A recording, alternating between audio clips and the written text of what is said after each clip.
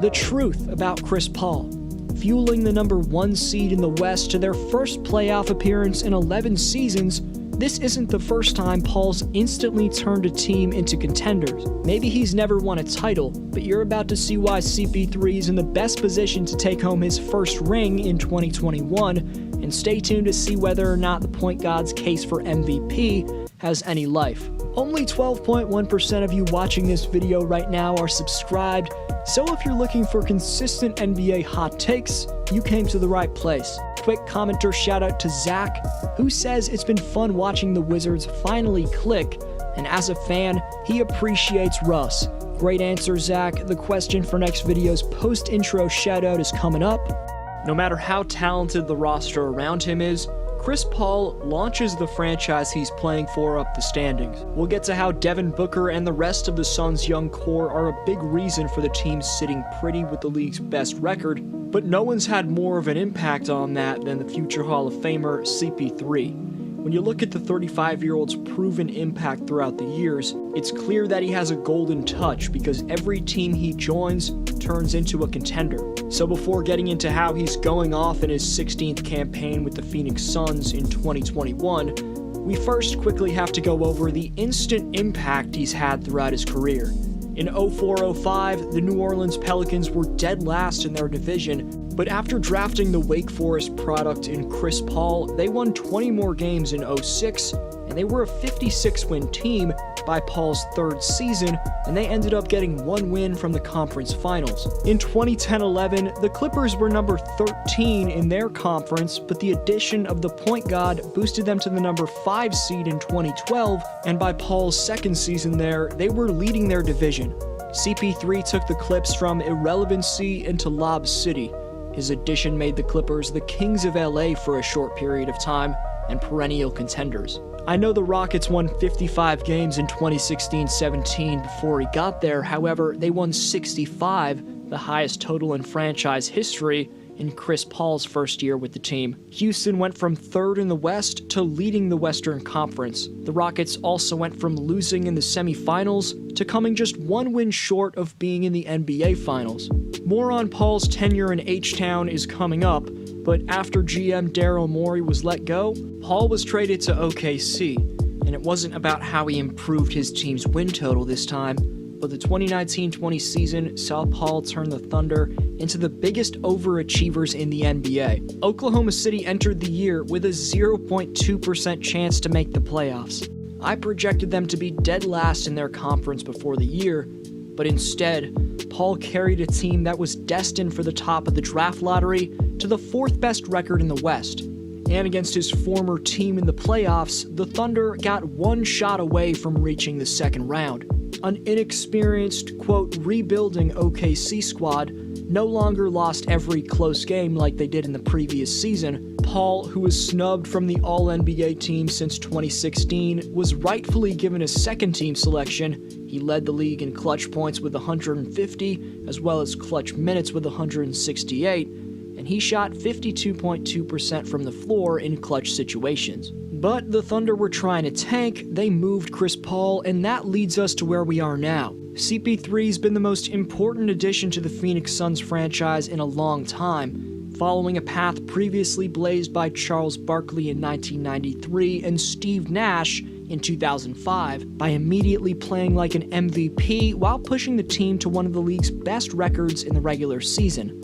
Last year, the Suns were sitting at 26 wins entering the bubble, but they went on a magical 8-0 run in Orlando, but came up just short of the playoffs. Then, in the shortest offseason of all time, Phoenix only had to give up Kelly Oubre, Ricky Rubio, and one single first-round pick to acquire CP3, and the moves paid off to say the least.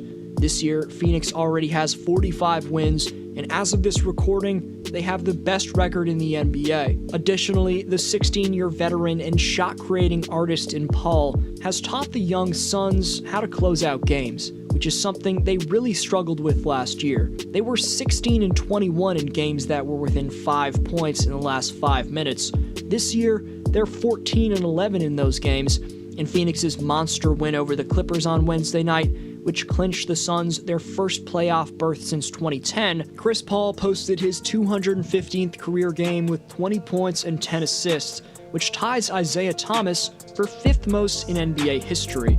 Only Oscar Robertson, Magic Johnson, LeBron James, and Russell Westbrook have more. To gain the number 1 seed, the Suns took down the Jazz in a blowout win, and it was their 3rd win over Utah this year, and the 2nd time they beat the Jazz by double digits. In this game, the Utah Jazz didn't have 2 of their top players in Conley and D. Mitch, but Devin Booker dropped 31 points on 13 of 19 shooting in that game, and Phoenix is going to have the tiebreaker if these two teams have identical records at season's end.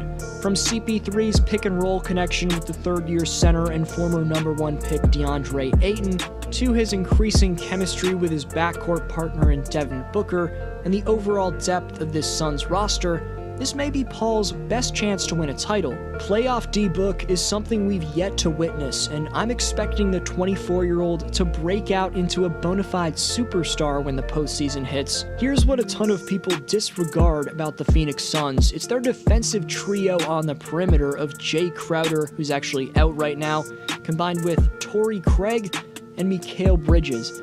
That's going to help Phoenix defend the best wings in basketball. Devin Booker's also improving on this end, but given he has 2 bulky yet swift lockdown defenders next to him in Crowder and Craig, and even though Mikal Bridges isn't bulky, he's a 3-and-D player who specializes on his hustle on this end, and he has a 7'1" wingspan at only 6'6". So if they match up with an LA team in the playoffs, there's some versatile wings Phoenix can throw at a player like Kawhi, PG, or LeBron. I could dedicate a separate video to the impressive core of the 2021 Suns, but on to the next segment. Before showing you if CP3 can win the MVP, here's who Chris Paul is proving wrong with his performance this year.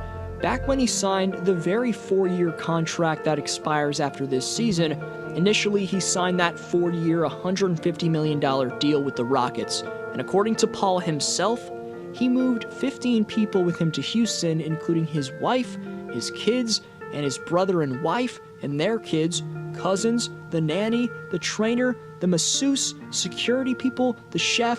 But less than 2 years into his deal, the season after the Rockets came up 5 wins short of an NBA title, Houston had enough of CP3. It was the same thing with the Oklahoma City Thunder, as exactly 16 months after bringing him to OKC, Thunder GM Sam Presti worked with Paul on a trade to Phoenix, where Paul would join a foundering, dysfunctional organization, but one with intriguing up-and-comers nonetheless.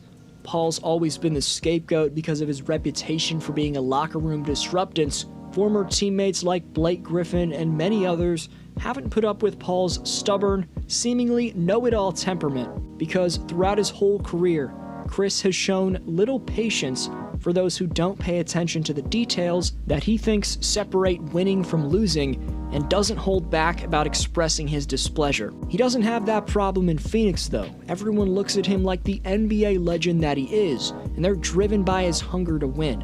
This could be CP3's best chance to win a title, and this is definitely the Suns' window given Paul's entering his late 30s. In terms of his potential to win MVP, I think he'll definitely get a few votes, but as of right now, Nikola Jokic is the frontrunner, and it'll likely be impossible to catch him, and rightfully so because Jokic is the most valuable player in every advanced stat. But in terms of how he leads and inspires his young teammates, there's no one that's been more valuable than the Suns' Hall of Famer CP3. Last year, he shot 50% from deep in the clutch during the playoffs. This year, he's got D-Book doing a lot of shot manufacturing down the stretch, but Paul's still number 7 in clutch scoring. The reason Paul is one of the most reliable players in the last minutes of games is how he can dice up defenders with shifty dribble combos on the perimeter and fade away from the mid-range as well as anyone in basketball. What makes up for his lack of size is his combination of speed, ball handling, and passing awareness in the pick and roll. For next video shoutout, let me know if you think CP3's a legit MVP candidate in the comments section. This was D-Flow. Have a great day, and I'll see you next video.